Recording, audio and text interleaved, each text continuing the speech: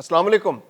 ایران پر امریکی حملے مسلسل جاری ہیں۔ 10ویں رات تھی کہ جب ایران پر امریکہ نے پوری رات بمباری کی اور اس بار بھی انفراسٹرکچر کو نشانہ بنایا گیا۔ امریکہ کی کوشش ہے کہ ایران کی جو دفاع کرنے کی صلاحیت ہے اس کو نقصان پہنچایا جائے، اس کی جو بندرگاہیں ہیں ان کو نقصان پہنچایا جائے، وہاں پر جو اس کے دفاعی نظام لگے ہوئے ہیں ان کو نقصان پہنچایا جائے، وہاں سے جو کشتیاں نکلتی ہیں اور اس کا دفاع کرتی ہیں آبنائے ہرمز کا، ان کو نقصان پہنچایا جائے، اس چین کو توڑا جائے جو آبنائے ہرمز کے دفاع کے لیے بنائی گئی ہے۔ اس کے علاوہ جو تجارتی جہاز وہاں سے گزرتے ہیں ان کو انٹرسیپٹ کیا جائے اور وہاں پر جتنے ریڈار سسٹم جو ایئر ڈیفنس سسٹم ہے ان کو نقصان پہنچایا جائے۔ بندرگاہوں کو خاص طور پر ٹارگٹ کیا جا رہا ہے، جو وہاں پر بندر عباس ہے جو سب سے بڑی ایک اہم بندرگاہ ہے وہاں کی، اس کو نقصان پہنچایا گیا، وہاں پر حملہ کیا گیا، جو وہاں پر اس کا ایران کا سب سے بڑا بحری اڈہ ہے اس کو نقصان پہنچایا گیا ہے، جو ایرانی بحریہ اور پاسداران انقلاب کا جو نیٹ ورک ہے اس کو ٹارگٹ کیا جا رہا ہے، جتنے بھی مراکز ہیں ان کو جو ساحل کے ساتھ ساتھ ہے،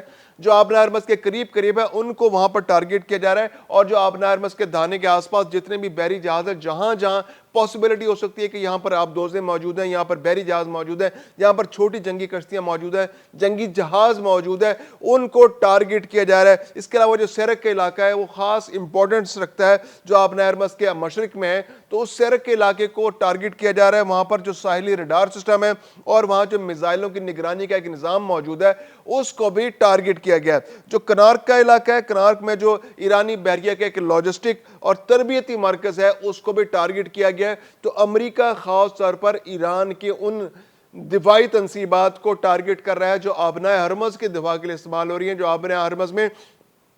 امریکہ اور اس کے اتحادیوں کے بحری جہاز کو ٹارگٹ کر سکتی ہیں، جو تجارتی جہازوں کو ٹارگٹ کر سکتی ہیں، جو وہاں سے گزرنے والے گیس کے ٹینکرز کو، جو تیل کے ٹینکرز کو نشانہ بنا سکتی ہیں اور بناتی رہی ہیں۔ ان کو ایک جواز مل گیا، جب سے قطر کے جہاز پر ایران نے حملہ کیا تو اس کے بعد امریکہ کو ایک جواز مل گیا کہ اس نے ایم او یو کی وائلیشن کرتے ہوئے وہاں پر پھر پوری طرح سے ایک بھرپور حملہ کر دیا، اور وہاں پر اب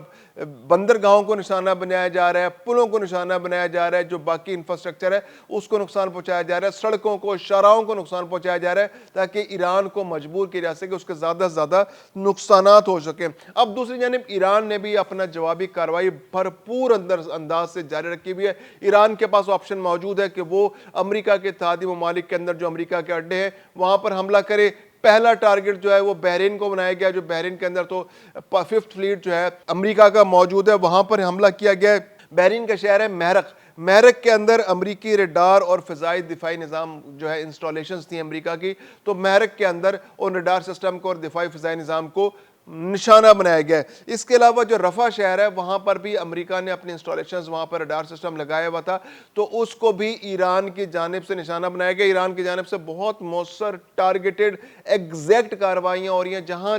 کیونکہ امریکہ تو کسی بھی جگہ حملہ کرتا تو ایران کا نقصان ہو جاتا ہے، لیکن ایران کو یہ بھی احتیاط کرنی ہوتی ہے کہ جو امریکہ کے اتحادی ممالک کے اندر امریکہ کے اڈے ہیں انہی تک حملوں کو محدود رکھا جائے، ایسا نہ ہو کہ وہ ملک کے دوسرے علاقوں میں پھیل جائیں اور پھر اس کو ان ملکوں کی جانب سے بھی جوابی کارروائی کا سامنا کرنا پڑے۔ اب تک جو ممالک جو امریکہ کے اتحادی ممالک ہے، جو خلیجی ممالک ہے، ان کی جانب سے ایران کو اب تک جوابی کارروائی کا سامنا نہیں کرنا پڑا۔ متحدہ عرب امارات نے بیچ میں کچھ حملے کیے تھے کیونکہ ایران نے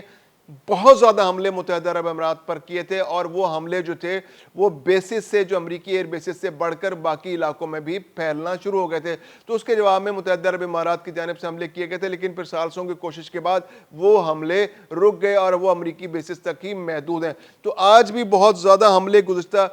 24 گھنٹے کے دوران کیے گئے۔ عراق کا جو شہر اربل ہے اور وہاں پہ الحریر ایئر بیس ہے، تو وہاں پر جو ڈرون حملے، وہاں پر سے ڈرون اڑتے تھے، ان ڈرونز وہ جو ہے وہ بارودی مواد لے کر وہاں سے اڑتے تھے، تو ان کو بھی نشانہ بنایا گیا اور وہاں پر بھی دھماکے سنے گئے۔ تو بحرین کے اندر، عراق کے اندر ایران کی جانب سے بہت شدید حملے کیے گئے اور کافی زیادہ نقصانات ہوئے۔ اب امریکی صدر ڈونلڈ ٹرمپ جو ہے وہ بہت پریشان ہے کیونکہ پچھلے کچھ عرصے کے اندر امریکی فوجی بھی مارے گئے ہیں۔ گزشتہ جو 10 دن ان کے اندر جو حملے ہوئے ان کے اندر بھی کچھ فوجی مارے گئے اور اس سے پہلے بھی کچھ فوجی مارے گئے۔ تو ایک اندازے کے مطابق جو ہمارے پاس اطلاعات آئی ہیں کہ جو جنگ جاری ہے پچھلے 3 4 5 مہینے سے، اس کے اندر اب تک 14 امریکی فوجی مارے جا چکے ہیں اور جو زخمیوں کی تعداد جو ہے وہ 427 ہے، اور پچھلے 10 دنوں کے درمیان بھی تقریباً 100 امریکی فوجی زخمی ہوئے ہیں۔ امریکہ کا کہنا ہے کہ معمولی زخمی ہوئے، ان میں سے 96 جو ہیں وہ واپس ڈیوٹی پر بھی آ گئے، لیکن امریکہ کو ان فوجیوں کے زخمی ہونے سے اور ہلاک ہونے سے کافی تکلیف ہے ان کے ملک کے اندر، کیونکہ جب ایک امریکی فوجی کا تابوت واپس جاتا ہے تو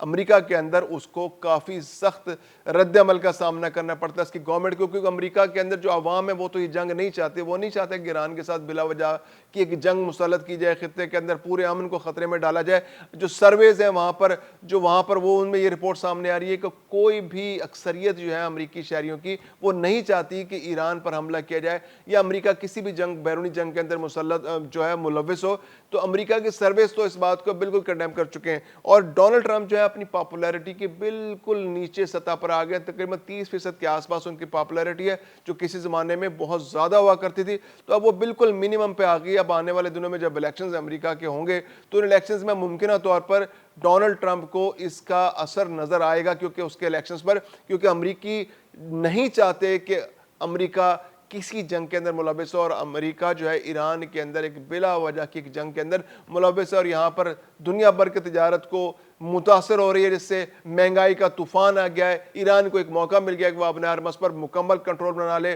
اور یہاں ٹیکس کا نظام لاگو کر دے، اور اس ٹیکس کے نظام کی وجہ سے جو تیل کے خراجات ہیں یہاں سے جو گزریں گے جہاز، کارگو جہاز گزریں گے یا تیل کے جہاز گزریں گے یا ٹینکرز گزریں گے، سپر ٹینکرز گزریں گے، تو ان پر مزید جو ٹیکس لگ جائے گا، تو جس سے تیل جو یہاں سے نسبتاً سستا تیل یہاں سے گزرتا تھا، جو بھارت کو، یورپ اور پاکستان کو، جنوبی کوریا کو، جاپان کو، فار ایسٹ کے بہت سارے ممالک کو اور چین کو جو تیل جاتا تھا وہ نسبتاً مہنگا ہو جائے گا۔ تو یہ بہت ساری مشکلات ہیں جو اب سامنا کرنا پڑ رہا ہے اس جنگ کی وجہ سے، اور دنیا بھر میں مہنگائی کا ایک طوفان آیا ہوا ہے۔ کچھ عرصے کے لیے جب جنگ بندی ہوئی تھی تو تیل کی قیمتیں نیچے آنا شروع ہو گئی تھیں، لیکن ایک بار پھر اب تیل کی قیمتیں دوبارہ اوپر کی طرف جانا شروع ہو گئی ہیں، جس کا اثر پاکستان میں یہ آیا ہے کہ پاکستان میں اب روزانہ کی بنیاد پر تیل کی قیمتیں بڑھائی یا کم کی جا رہی ہیں۔ تو یہ ایک اوورآل جو پاکستان اور دنیا بھر پر اس جنگ کے اثرات سامنے آ رہے ہیں۔ اس کے علاوہ یہ کہ جب امریکہ بھی چاہتا ہے، امریکہ کا یہ کہنا ہے کہ اگر اب کوئی امریکی فوجی مارا جائے گا تو ایران کو شدید ترین رد عمل کا سامنا کرنا پڑے گا، کیونکہ پچھلے دنوں جو امریکی فوجی مرے تو اس کے جواب میں یہ 10 روزہ جنگ مسلط کر دی گئی ہے ایران کے اوپر۔ اب یہ کچھ جنگ بندی کی نئی بات ہو رہی ہے، جنگ بندی 10 روز کی لکھی جا رہی ہے۔ اس جنگ بندی کے اندر سفارتی تعلقات کو ایک بار پھر موقع دیا جائے گا، اور اس جنگ بندی کے اندر کوششیں کی جا رہی ہیں، جو ثالث ہیں انہوں نے پھر ایفرٹس کی ہے، پاکستان کے علاوہ اور بھی بہت سارے ثالث ملک ہے، قطر ہے، مصر ہے، یہ کوشش کر رہے ہیں کہ جنگ کس طرح رک جائے اور امریکہ اور ایران کے درمیان جنگ بندی ہو جائے، کچھ سفارت کاری کریں، میز پر بیٹھیں اور اپنے مسائل کو میز پر بیٹھ کر حل کر لیں۔ اور یہ جو بلا وجہ کے جنگ کے سائے یہاں پر ہر وقت چھائے رہتے ہیں، جو بادل چھائے رہتے ہیں، ان کو یہ چھٹ جائیں اور یہاں پر امن واپس آ جائے اس خطے کے اندر۔ تو اب امید یہ کی جا رہی ہے کہ جو 10 روزہ جنگ بندی ہے اس پر پھر دوبارہ سے عمل درآمد شروع ہو جائے گا، اور پھر کوئی امن کی صورت پیدا ہو جائے گی، اور وہ جو MOU سائن ہوا تھا اس پر مزید پیش رفت ہو سکے گی۔